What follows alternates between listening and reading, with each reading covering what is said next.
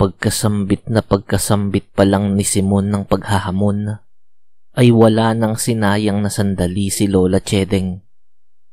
Mabilis nitong tinanggal ang nakatalukbong nitong balabal sa ulo at inihagi sa ere. Bigla ay naglaho si Lola Chedeng sa kinatatayuan nito. Sa isang iglap ay lumitaw ang bulto ni Lola Chedeng sa likuran ni Gobernador Santiago. Buo ang loob ng matanda, natapyasin ang ulo ng gobernador. Iaamba niya pa lang ang kanyang hawak na itak sa liig ng gobernador, ay biglang naroon na sa kanyang harapan si Simon. Singbilis ng kidlat ang naging pagkilos nito. Walang kahirap-hirap na sinalag ni Simon gamit ang kanyang kutsilyo sa kaliwa niyang kamay.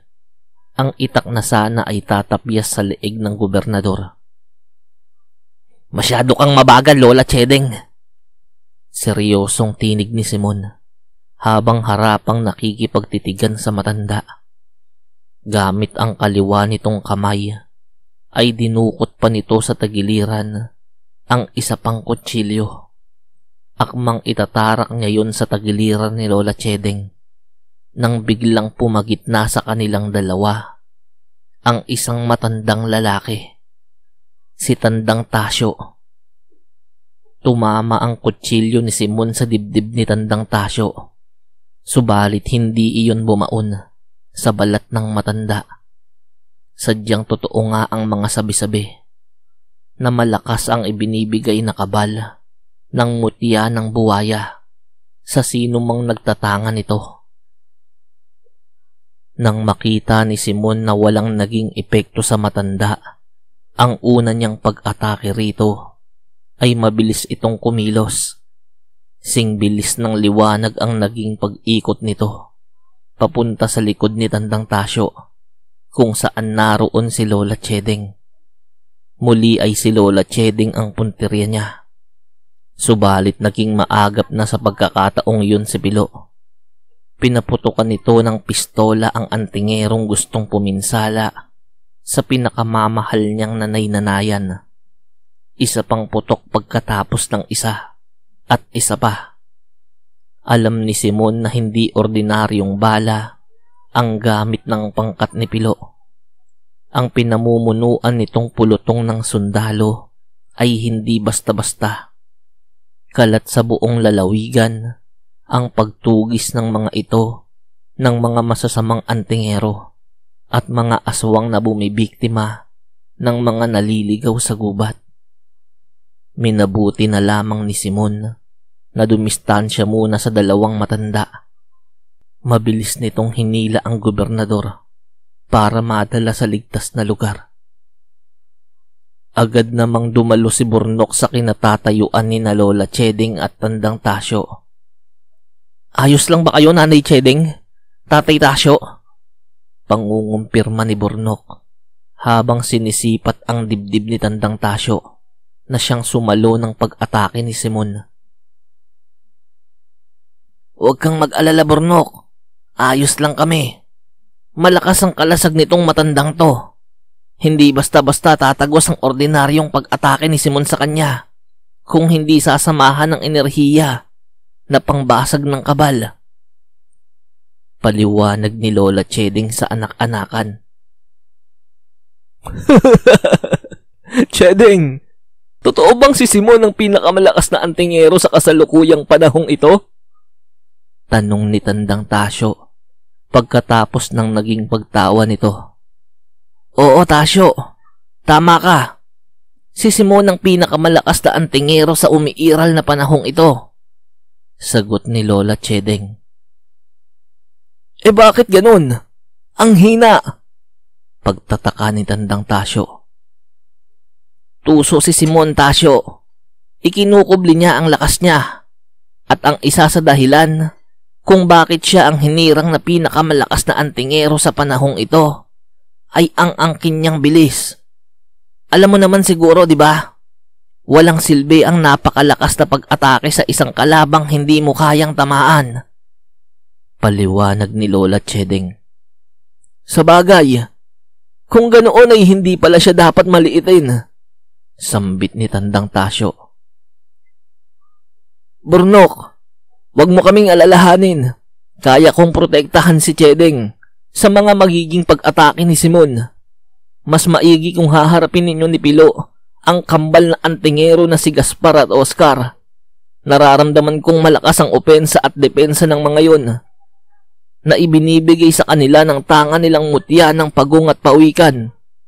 Dugtong pa ni Tandang Tasyo, kasabay ng pagbibigay panuto kay Burnok. Agad namang tumalima si Burnok at madaling tinungo ang kinatatayuan ni Pilo. Inihatid nito ang naging panuto ni Tandang Tasyo. Nagbigay na rin ng kanya-kanyang kautusan ng dalawa sa mga pulutong na pinamumunuan ng mga ito. Mga kapatid, kayo na ang bahala sa 5 tagaligpit. Mga antingero din ng ngayon. Gamitin nyo ang puno at sukal ng lugar para magapi sila. Pagbibigay panuto ni Burnok sa mga mangangaso. Mga kasama, kayo ang bahala sa mga tauhan ni Gobernador. Lagpas sa 50 ang bilang nila. Pero mas marami na tayong laban ng naranasan at naipanalo. Talunin nyo sila gamit ang taktika. Pagbibigay rin ni Pilo ng panuto sa pulutong ng mga sundalong kanyang hinahawakan. Agad namang tumalima ang 2 grupo sa kani-kanilang mga pinuno. Tasyo, katulad ng nasa plano, gawin na natin. Sambit ni Lola Chedeng. Agad na tumakbo ang 2 matanda at lumusong sa tubig ng payapang ilog na hanggang bewang lamang ang lalim. Narating ng 2 ang gitna ng ilog at nanatili roon na tanging kalahati lang ng katawan ng nakabunyag. Hindi pa man nagtatagal ang 2 sa gitna ng ilog ay heto na naman si Simon at papasugod sa kanilang 2. Sa sobrang bilis ng pagtakbo ni Simon ay halos hindi na lumulusong ang mga paa nito sa tubig. Tila tumatakbo na ito sa ibabaw ng tubig ng ilog. Muli ay si Lola Chedeng ang puntirya nito. 2 metro na lang ang distansya ni Simon sa 2 matanda. Muli ay iniharang ni Tandang Tasyo ang kanyang sarili para protektahan si Lola Chedeng. Pero sa pagkakataong yun ay hindi itinuloy ni Simon ang pag-atake sa nakaharang na si Tandang Tasyo. Sa sobrang bilis ni Simon ay bigla na lang itong naglaho sa harapan ni Tandang Tasyo.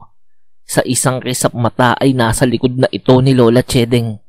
Akmang sasaksakin na ni Simon si Lola Chedeng nang biglang maramdaman ito ang 2 kamay na nakahawak sa leeg niya na nagmumula sa kanyang likuran.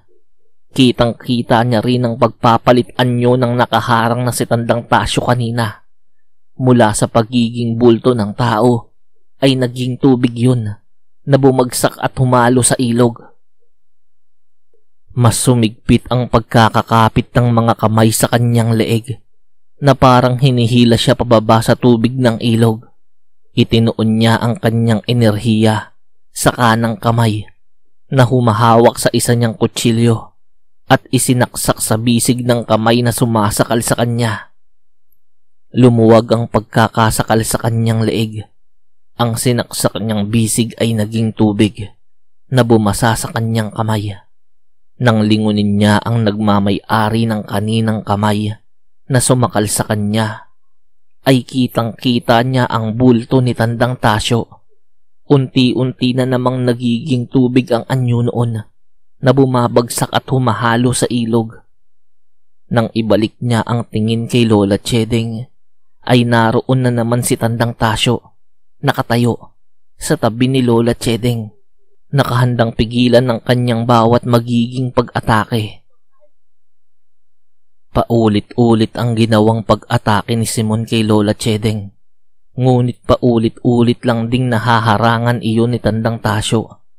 At sa tuwing mabilis siyang lilipat ng posisyon at pwesto, ay naroon kaagad sa kanyang likuran si Tandang Tasyo na biglang kakapit sa kanyang leeg, braso, bisig o hita.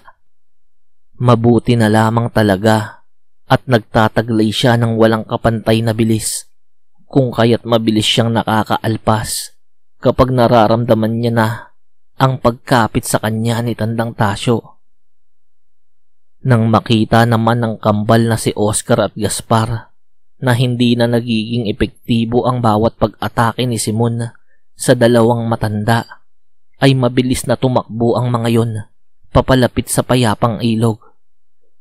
Subalit habang tumatakbo sila, ay biglang sumulpot sa tabi ni Gaspar si Burnok. Sinabayan ng kanilang pagtakbo. Kinapitan ni Burnok ang buhok ni Gaspar at buong lakas na inginudgod sa lupa. Patuloy sa pagtakbo si Oscar patungo sa ilog. Subalit bago pa man siya makalapit sa payapang ilog, ay humarang na sa kanyang harapan si Pilo. Patakbong sinalubong ni Pilo si Oscar. At nang magkalapit na sila, ay idinikit ni Pilo ang hawak na pistola sa tiyan ni Oscar at pinaputok yun. Paatras na tumalsik si Oscar bago matumba sa lupa. Nang muling tumindig ang kambal na antingero, ay mababakas ang pagkangisi sa mukha ng mga ito. Dalawa laban sa dalawang labanan? Isa lang ang ibig sabihin yan. Gusto nyo nang pumanaw? Sambit ng kambal habang nagtatawanan.